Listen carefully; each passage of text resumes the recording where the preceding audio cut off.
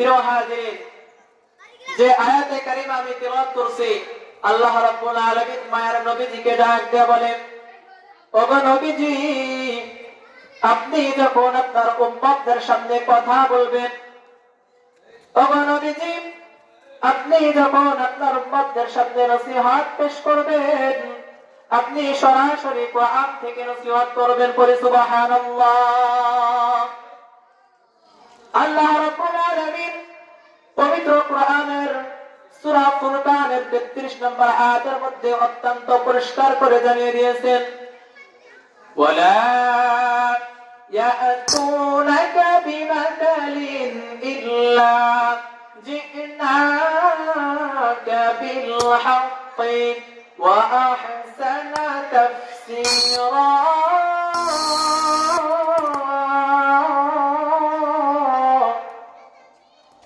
আল্লাহ রাব্বুল আলামিন মায়ার নবীজিকে ডাক দিয়ে বলে, ওগো নবীজি, আপনার উম্মতরা যখন আপনার সামনে কোনো সমাধানের জন্য আসবে, আপনি সরাসরি কোরআন থেকে সমাধান দিবেন। আল্লাহু আকবার। কিসের থেকে সমাধান নিতে হবে? কোরআন থেকে সমাধান নিতে হবে। কে বলেছেন? আল্লাহ রাব্বুল আলামিন বলেছেন। এখন আমাদের সমাজে এক শ্রেণীর মানুষ আছে, একটু বিপদে পড়লেই বাবার দরবারে দৌড় দেয়। আছে না নাই? সবাই বলেন, আছে না নাই? একটু সমস্যা হলেই পীরের দরবারে চলে যায়, একটু সমস্যা হলেই বাবার দরবারে চলে যায়। আবার বলে, বাবা তোমার দরবার থেকে কেউ ফেরে না খালি হাতে। নাউজুবিল্লাহ। আরে বাবারই তো কোনো শক্তি নাই, তোমাকে কিভাবে ভরা হাতে তোমাকে ফিরিয়ে দিবে? একটু সমস্যা হলেই দৌড় দিয়ে চলে যায় বাবার দরবারে, দৌড় দিয়ে চলে যায় পীরের দরবারে। এখন এক শ্রেণীর মানুষ বলতে পারে, হুজুর মনে হয় পীর বিরোধী। না রে বাজান, না, আমি পীর বিরোধী না, কিন্তু ভণ্ড পীরদের বিরোধী, মাজার পূজারী যারা, তাদের বিরোধী আমি আগেও ছিলাম, এখনো আছি। কথা বলেন ঠিক কিনা? প্রিয় ভাইরা আমার, গভীর মনোযোগ দিয়ে আলোচনা শুনতে হবে রে বাজার। আল্লাহ রাব্বুল আলামিন মায়ার নবীজিকে ডাক দিয়ে বলেন, ওগো নবীজি, আপনার উম্মতরা যখন আপনার সামনে কোনো সমাধানের জন্য আসবে, আপনি সরাসরি কোরআন থেকে সমাধান দিবেন। প্রিয় ভাইরা আমার, এখন আমাদের সমাজের অবস্থা হইল, এই কোরআনকে শুধু আমরা তেলাওয়াতের মধ্যে সীমাবদ্ধ রেখেছি। এই কোরআন এটা এমন একটা কিতাব, আল্লাহ রাব্বুল আলামিন পবিত্র কোরআনের শুরুতে জানিয়ে দিয়েছেন, যালিকাল কিতাব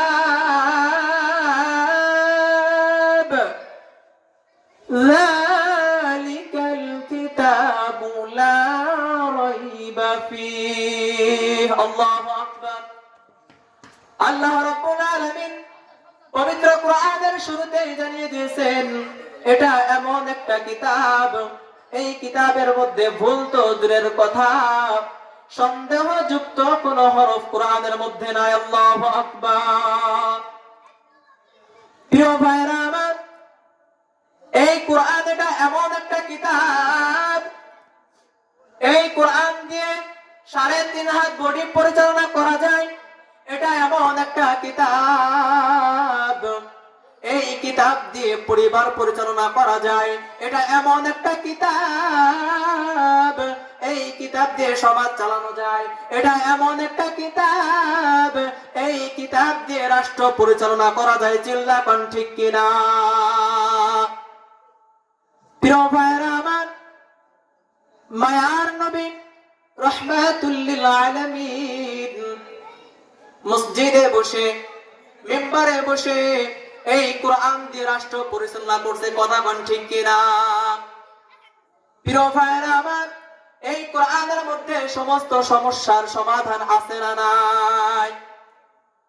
প্রিয় ভাইরা আমার, এখন আমাদের সমাজের অবস্থা হইল, আমরা শুধু এই কোরআনকে তিলাওয়াতের মধ্যে সীমাবদ্ধ রেখেছি।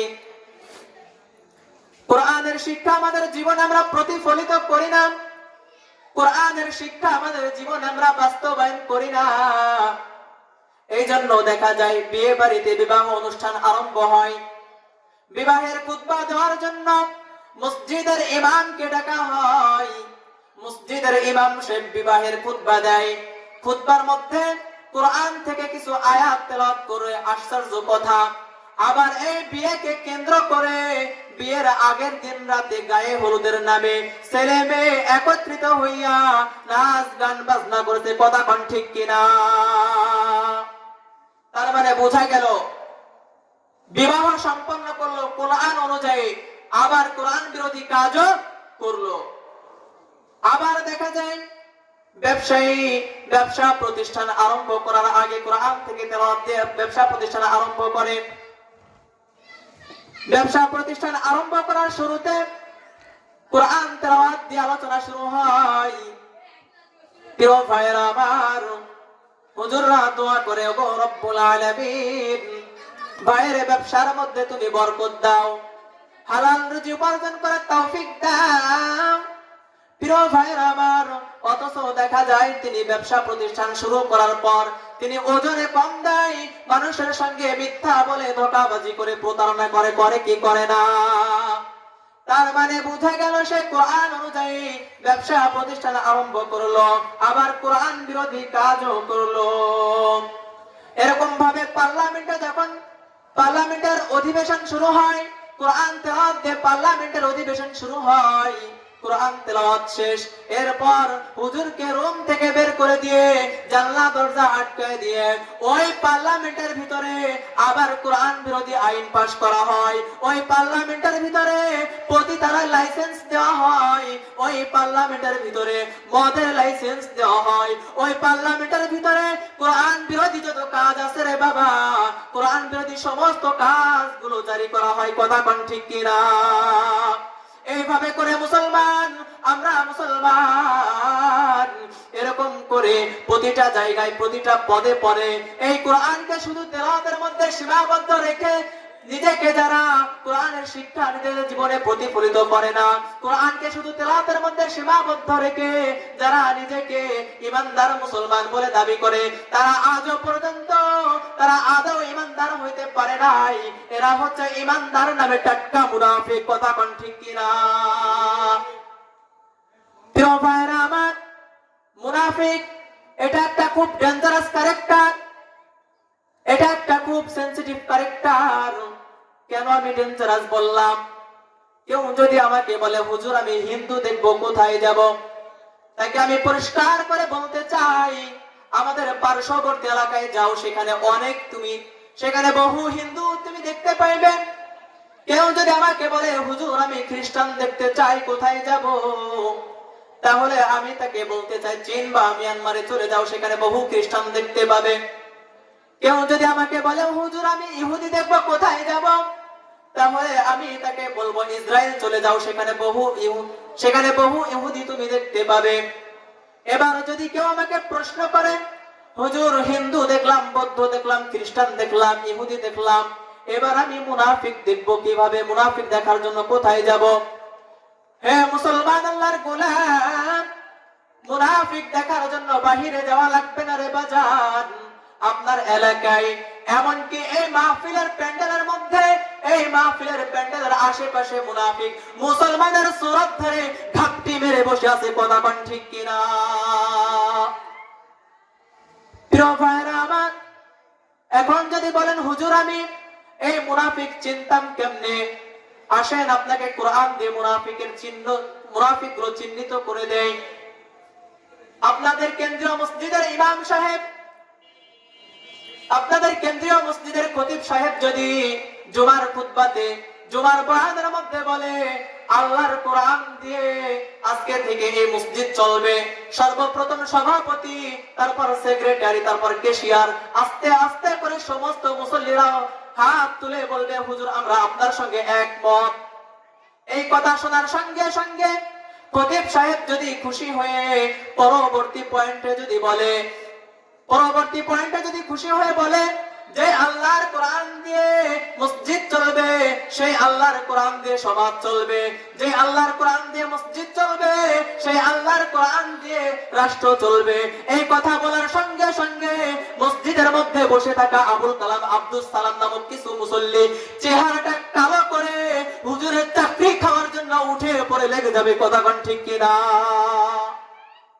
কেন গো? একটু আগেই তো আপনারা পক্ষে ছিলেন, এখন কেন চেহারা কালো হলো? তার কারণ হলো, তো আল্লাহর কোরআন দিয়ে যদি সমাজ চলে, আল্লাহর কোরআন দিয়ে যদি রাষ্ট্র চলে, তাহলে তারা চুরি করতে পারবে না, তারা ডাকাতি করতে পারবে না, তারা টেন্ডারবাজি করতে পারবে না, তারা দুর্নীতি করতে পারবে না। কথা ঠিক কিনা? আল্লাহর কোরআন দিয়ে যদি সমাজ চলে, আল্লাহর কোরআন দিয়ে যদি রাষ্ট্র চলে, তাহলে তারা রোডের মধ্যে বাস ঠেকায় তারা চাঁদাবাজি করতে পারবে না। আল্লাহর কোরআন দিয়ে যদি রাষ্ট্র চলে, তাহলে তারা ডাকাতি করতে পারবে না, তারা লুচ্ছামি করতে পারবে না, তারা বদমাইশিগিরি করতে পারবে না। কথা ঠিক কিনা? প্রিয় ভাইরা আমার, এজন্য আপনারা ইমানদার হয়ে মরতে চান নাকি মুনাফিক হয়ে মরতে চান? আমরা কিন্তু সকলে ইমানদার হয়ে মরতে চাই। যদি ইমানদার হয়ে মরতে হয়, ইমানদার হয়ে যদি আমরা মরতে চাই, তাহলে ইসলামকে জীবন ব্যবস্থা হিসেবে কবুল করতে হবে। আর যে ব্যক্তি ইসলামকে জীবন ব্যবস্থা হিসেবে কবুল করবে, সে ব্যক্তি ইসলামকেও শাসন ব্যবস্থা চাইবে। কথা ঠিক কিনা? প্রিয় ভাইরা আমার, আল্লাহর জমিন, এই জমিন কার? জমিনের মালিক কে? আল্লাহ। আসমান কার? আল্লাহ। আল্লাহর জমিনে আল্লাহর হুকুম, আল্লাহর জমিনে আল্লাহর শাসন ব্যবস্থা আমাদের জন্য কল্যাণকর হবে নাকি আমাদের মন গড়া শাসন ব্যবস্থা আমাদের জন্য কল্যাণকর হবে? আল্লাহর শাসন ব্যবস্থা আমাদের জন্য কল্যাণকর হবে। এই জন্য প্রিয় ভাইরা আমার, মুনাফিকের আলামত হচ্ছে তিনটি। কোন কোন বর্ণনায় এসেছে, আল্লাহ রাসূল সাল্লাল্লাহু আলাইহি ওয়াসাল্লাম বলেছেন মুনাফিকের আলামত হচ্ছে চারটি। এক নাম্বার, ইদা হাদ্দাসা কাযাবা, কথা বললে মিথ্যা কথা বলে। এরকম লোক মনে হয় আমাদের সমাজে নেই, আছে না নাই? মিথ্যা কথা বলে। প্রিয় ভাইরা আমার, এক নাম্বার আলামত হচ্ছে কথা বললে মিথ্যা কথা বলে। দুই নাম্বার, ওয়াদা করলে ওয়াদার খেলাফ করে। ওয়াদা খেলাফ করা এরকম লোক বুঝে আমাদের সমাজে নাই। এই যে নির্বাচন আসতেছে সামনে, নির্বাচনকে কেন্দ্র করে আহা কত ধরনের কত ওয়াদা করে, এইটা করব সেইটা করব, অথচ নির্বাচনের পর যখন সে ক্ষমতার চেয়ারে যায়, তখন তার পিছনে দৌড়াইতে দৌড়াইতে জুতার তলা ক্ষয় হয়ে যায়, হারিকেন জ্বালিয়েও তাকে খুঁজে পাওয়া যায় না। কথা ঠিক কিনা? প্রিয় ভাইরা আমার, তিন নাম্বার আলামত হচ্ছে আমানতের খেয়ানত করে। চার নাম্বার হচ্ছে যখন কারো সঙ্গে যখন ঝগড়া ফেসাদ হয়, ঝগড়া বিবাদ যখন কারো সঙ্গে লাগে, তখন কি করে? তখন গালাগালি করে। এই গালাগালি করা লোক মনে হয় আমাদের সমাজে নাই, আছে না? কম না বেশি? প্রিয় ভাইরা আমার, এই জন্য আমাদের নিজেদের সঙ্গে, আমাদের গোটা জীবনের সঙ্গে আমাদের মিলাইতে হবে এই চারটা পয়েন্ট আমাদের জীবনের সঙ্গে আছে কিনা। যদি থাকে তাহলে আমরা আপনার কিন্তু মুনাফিকের আলামতের মধ্যে পড়ে গেলাম। প্রিয় ভাইরা আমার, এই জন্য মুনাফিকি চরিত্র থেকে আমাদের সবাইকে বেঁচে থাকতে হবে। কথা ঠিক কিনা? মুনাফিক আমাদের সমাজে আছে না নাই? সবাই বলেন আছে না নাই? হ্যাঁ ভাই, মুনাফিক আছে, মুনাফিক আছে। মুনাফিক যদি না থাকতো তাহলে এই বাংলার জমিন থেকে হাজার হাজার আলেমকে বিনা অপরাধে কারাবন্দী হতে হতো না। কথা ঠিক কিনা? মুনাফিক যদি না থাকতো এই বাংলার জমিন থেকে হাজার হাজার আলেমকে বিনা অপরাধে ফাঁসির কাস্টে ঝুলতে হতো না। কথা ঠিক কিনা? মুনাফিক যদি না থাকতো ওসমান হাদির মতো একজন বাংলার দেশপ্রেমিক, বাংলার রত্ন, বিনা অপরাধে তাকে কবরে যাইতে হতো না। বিনা অপরাধে মুনাফিক যদি না থাকতো হাদি হত্যার বিচার এই বাংলার জমিনে হতো। কথা ঠিক কিনা? মুনাফিক আছে ভাই, মুনাফিক আছে। তুমি মিথ্যা মামলায় ফাঁসি দিলে মহান মানুষগুলো রে, কত বড় ডাইনি তুমি, মায়া নাই তোমার অন্তরে। ঠিক কিনা বলো?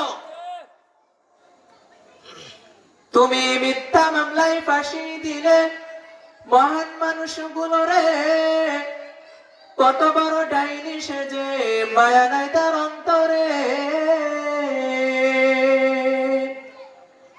আজ সে আদালত আছে, ফাঁসির দড়িও আছে। আজ সে আদালত আছে, ফাঁসির দড়িও আছে। কবে যে পাবো বলো বুবু তোমার দেখা, অপেক্ষা করছি শুধু ঢাকা। গণভবনটা এখন ফাঁকা, ঠিক কিনা? দেশে আগুন লাগায়া, জনতার জ্বালায়া, দেশে আগুন লাগায়া, আলেমদের জ্বালায়া, পালায়া সাইরা গেলে ঢাকা। গণভবনটা এখন ফাঁকা বুবুরে, গণভবনটা এখন ফাঁকা। ও ডাইনি রে, গণভবনটা এখন ফাঁকা।